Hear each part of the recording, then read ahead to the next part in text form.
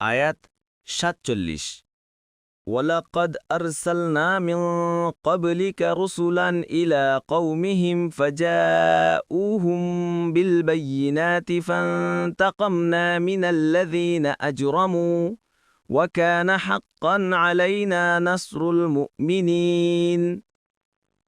অনুবাদ: আর আমরা তো আপনার আগে রাসূলগণকে পাঠিয়েছিলাম তাদের নিজ নিজ সম্প্রদায়ের কাছে, অতঃপর তারা তাদের কাছে সুস্পষ্ট প্রমাণাদি দিয়ে এসেছিলেন। অতঃপর আমরা অপরাধীদের থেকে প্রতিশোধ নিয়েছিলাম, আর আমাদের দায়িত্ব তো মুমিনদের সাহায্য করা। তাফসীর ১ নং ফুটনোটের বিবরণ, অর্থাৎ আমি অপরাধী গাফিরদের কাছ থেকে প্রতিশোধ নিলাম এবং মুমিনদের সাহায্য করা আমার দায়িত্ব ছিল। এই আয়াত থেকে জানা গেল যে আল্লাহ তাআলা কৃপাবশত মুমিনের সাহায্য করাকে নিজ দায়িত্বে গ্রহণ করেছেন। সাদি।